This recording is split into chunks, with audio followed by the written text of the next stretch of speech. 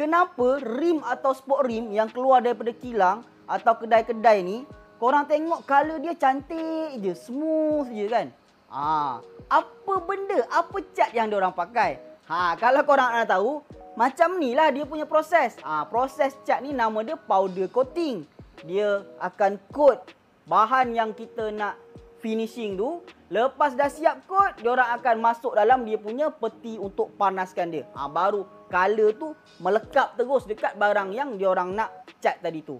Itu nama teknik dia powder coating. Tapi benda ni mahal. Kita nak buat memang tak dapat. Tak semua orang ada akses nak buat.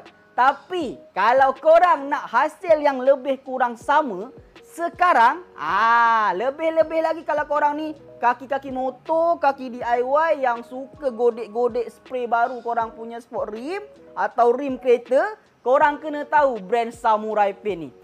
Brand Samurai Paint ni dia dah lama dalam market, memang dah masyhur, terunggul, terbaik daripada ladang.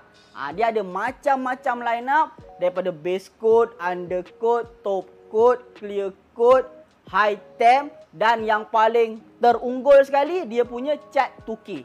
Cat 2K ni atau cat dua komponen ni biasa dulu kita tengok orang buat kena buat dekat booth, kena buat dekat kedai, kena bancuh pakai dengan kita punya spray gun, pakai air compressor tu. Sekarang tak payah dah kerja remeh-remeh macam tu dah. Semua orang dah boleh buat sebab 2K ni dah masuk dalam tin dah.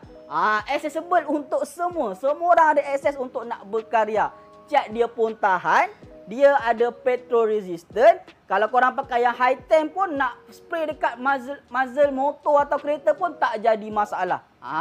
So guys, kalau korang ada projek-projek yang memerlukan untuk korang dapatkan hasil yang cantik, macam korang paint dekat booth atau kedai atau kilang sendiri, korang boleh dapatkan brand Samurai Paint ni.